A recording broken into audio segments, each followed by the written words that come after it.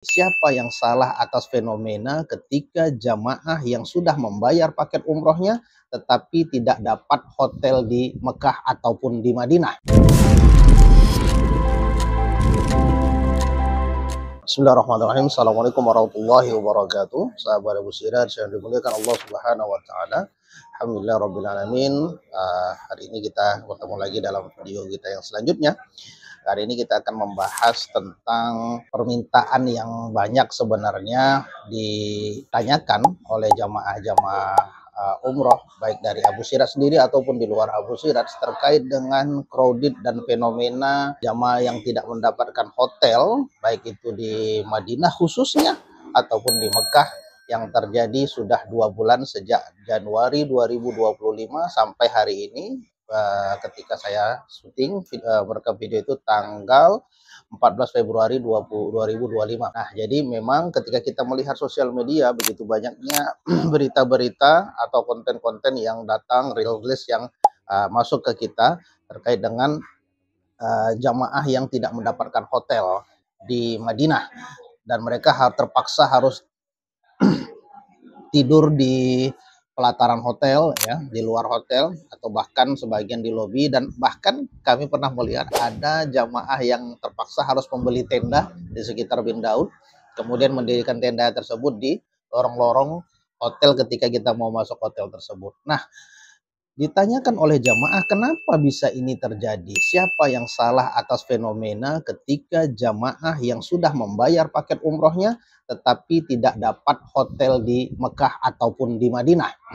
Baik, dari analisa yang sudah kami lakukan dan perjalanan Abu Sirat, pengalaman Abu Sirat yang sudah lebih dari 12 tahun, kami menyimpulkan ternyata peristiwa seperti ini itu tidak terjadi di tahun ini saja. Hanya saja tahun ini itu lebih kompleks dan lebih masif jamaah yang tidak dapat atau tidak kebagian hotel.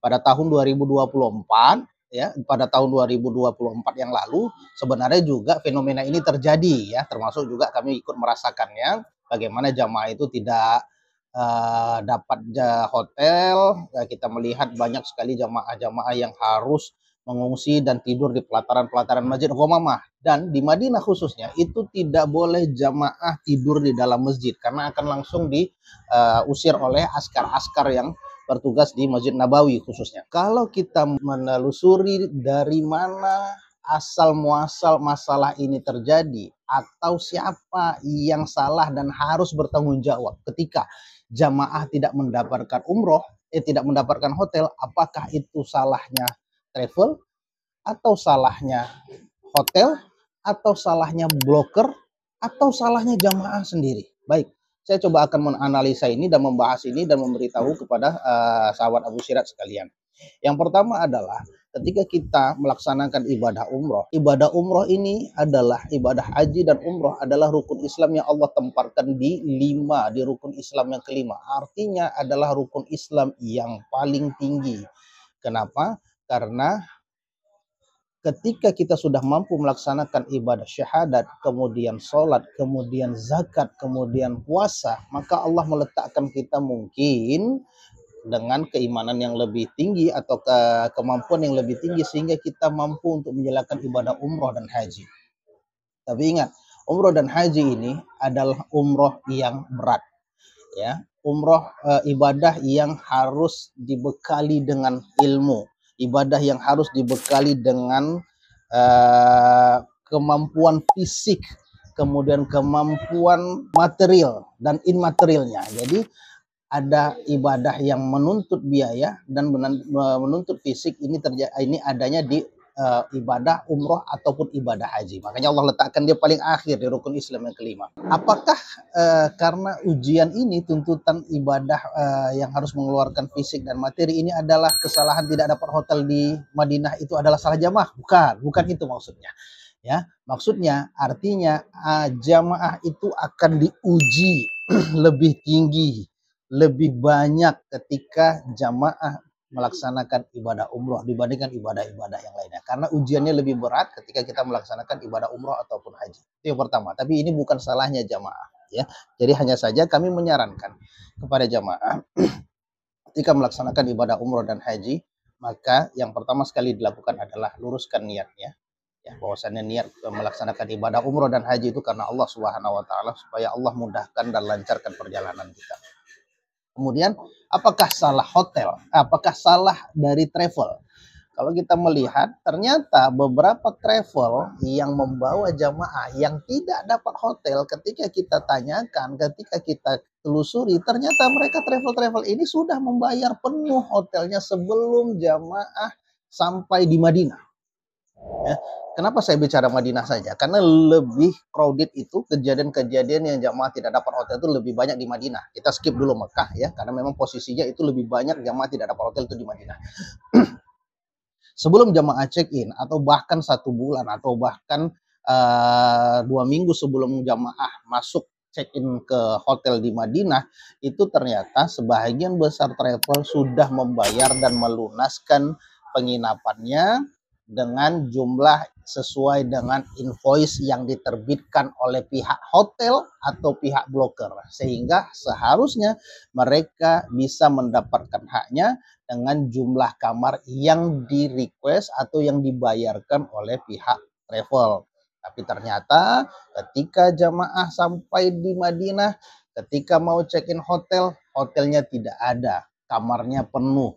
Siapa yang salah berikutnya? Apakah broker juga? Baik, kita akan telusuri. Sebagian jamaah di Madinah ataupun di Mekah, sebagian travel itu ya membeli hotelnya bukan langsung ke pihak hotel, tapi melalui broker-broker yang biasanya ini dikuasai oleh orang-orang Mesir ya. Jadi ada syarikah-syarikah Mesir yang membeli satu building hotel ya, misalnya kita sebutlah namanya hotel Golden Tulip ya, atau hotel yang sering over itu Ruah International, dan banyak sekali hotel-hotel Jauharatul Rasyid yang di Mekah, ya di Madinah itu. Jadi mereka ini ya, para broker ini, mereka ini biasanya sudah menyewa hotel itu dari awal musim sampai ke akhir musim. Jadi si pemilik hotel pada prinsipnya itu sebenarnya sudah laku hotelnya sejak awal musim sampai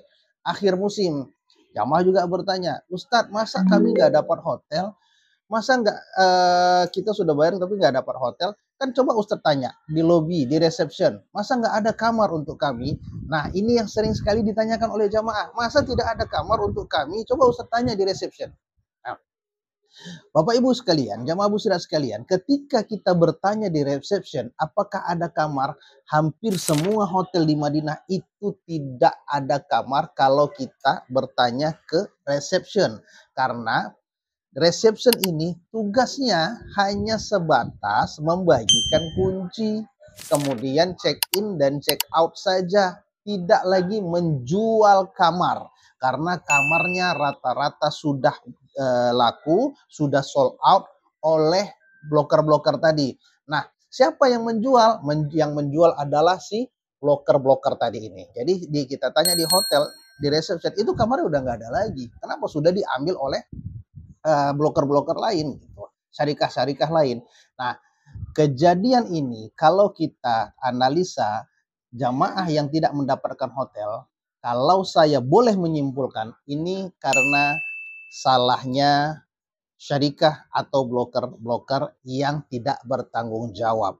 Tidak serta-merta salahnya travel kalau mereka sudah membayar lunas, atau tidak salahnya hotel karena hotel sendiri sudah laku, yang menjualnya adalah si broker. Nah, si broker A ya, mohon maaf, ini si broker A, kita simulasikan.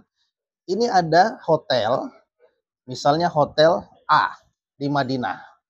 Jumlah kamar misalnya ada 200 kamar. Nah, 200 kamar ini sudah laku dibeli oleh si perusahaan ini, broker ini. Ini si broker A membeli hotel 200 kamar mulai dari tanggal 1 Muharram sampai tutupnya tanggal 30 Syawal. Ini sudah dibeli oleh si A.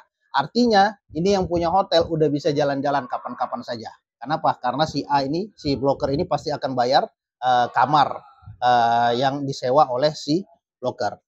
Nah, datanglah travel cat ya membeli ke sini. Nah, kalau ini blokernya amanah, insya Allah travel ini akan kebagian kamar. Atau hubungan mereka antara travel dengan bloker itu baik, insya Allah jamaah travel-travel yang booking kamar ke bloker ini insya Allah akan mendapatkan kamar. Nah, terus kenapa tidak ada dapat kamar? Muncul lagi agen namanya. Nah, kita sebut di sini agen. Yes, datang si agen. Nah, ini selesai ya. Nah, selesai. Datang agen. Agen ini beli kamar ke sini. Dia beli misalnya ada 50 kamar. 50 kamar ke bloker. Nah, si agen A beli 50 kamar. Dia punya 50 kamar. Kemudian si agen A menjual kepada travel-travel lain. Travel A, travel B, dan travel C. Ya, jual ini semua ke travel-travel ini. Yang kita khawatirkan si agen ini tidaklah amanah. Itu satu. Maka sehingga ketika travel A beli ke sini, ternyata dia tidak menyetorkan uangnya ke broker. Satu. Atau dia menjual, menerima semua uang dari travel A, travel B, travel C, tapi ternyata jumlah kamarnya tidak cukup. Contoh, ya, travel A booking 20 kamar, travel B booking 20 kamar, travel C booking 20 kamar. Totalnya ada 60 kamar yang dibeli ke agent A. Tapi si agent A cuman punya 50 kamar, sehingga dikorbankanlah salah satu travel ini 10 kamarnya, sehingga jamaah yang 10 yang ada jumlahnya 10 kamar itu tidak kebagian hotel. Kenapa? Karena ulahnya si agent A ini. Nah, atau bisa jadi si agent A ini punya teman lain, atau bisa jadi si broker ini punya teman lain, teman dekatnya dia. Nah, teman dekatnya dia karena ini teman dekat dan dia punya jamaah, datanglah si teman si broker, kecet datang. Hai broker A, tolonglah saya punya jamaah, saya butuh kamar, 50 kamar. Nah, apa kata si broker A? Nggak ada lagi, kamar kami sudah penuh. Tolonglah, kita kan berteman, kita kan berkawan. Saya bayar lebih pun nggak apa-apa. Jadi tolong kamar-kamar kamu yang sudah kamu jual ke agent A atau agent-agent yang lainnya, udah kasih ke saya aja. Nah, jadi misalnya si broker A menjual ke agent A ini satu kamar misalnya dengan harga 500 rial, tapi karena si temannya si broker tadi ini datang butuh kamar dan berani bayar mahar, udah saya kasih 1.000 rial untuk kamu untung 2 kali lipat. Udah nggak usah kasih ke si agent A, saya bayar 50 kamar ke kamu. Nih uangnya, ces. Jadi sehingga tergoda lah, karena ini sama-sama Mesir ya. Nah, ini sama-sama Mesir. Jadi ikatan Mesir itu, sesama Mesir itu, kalau bloker-bloker di Makkah, di Madinah, di Saudi itu kuat sekali ya, mengalahkan Pakistan, Bangla ataupun Indonesia. Nah, jadi kalau udah Mesir bilang saya tolong dibantu, maka mereka akan bantu ini. Jadi sehingga yang ini pun sebenarnya sudah punya bookingan 50 kamar, jadi tidak dapat kamar. Terkorbankanlah si travel ABC karena ini kamarnya juga sudah dijualkan. Yang ini menuntut ke sini. Jadi yang travel A tidak kenal sama si broker. Travel B tidak kenal sama broker. Jadi sehingga mereka bisa hanya menuntut ke sini. Nah, travel A tidak kenal sama hotel, karena di hotel sudah memang tidak ada kamar lagi. Kenapa? Karena bookingan sudah di broker A. Nah, broker A ketika check in ini orangnya nggak ada, Bapak Ibu. Ini hanya sebatas WA nomor saja. Jadi mereka tuh transaksi by WA, transfer datang atau perwakilannya datang untuk bayar.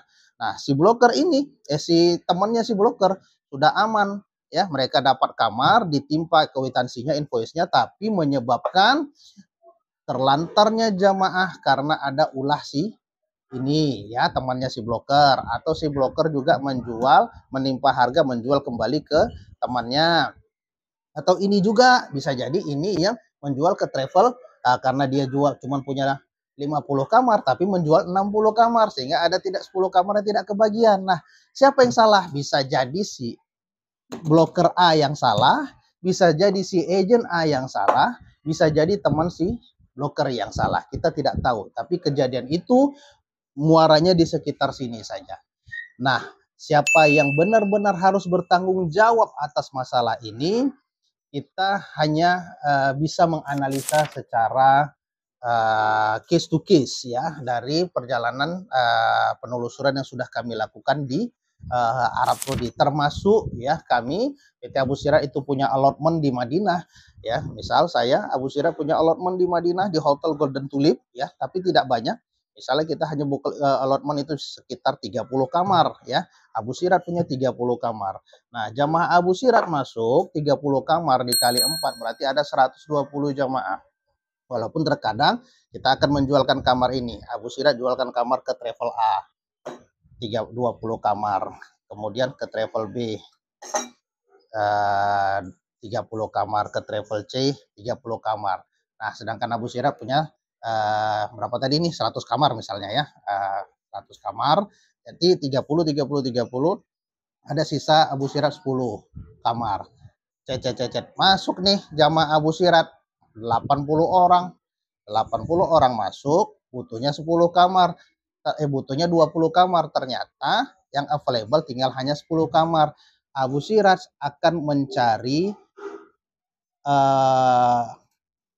syarikah-syarikah yang punya allotment di Hotel Golden Tulip ini. Kita sebutlah namanya bloker B. Nah, ini tadi. Karena kita berteman, kita minta tolonglah, saya butuh 10 kamar, jamaah saya kurang 10 kamar.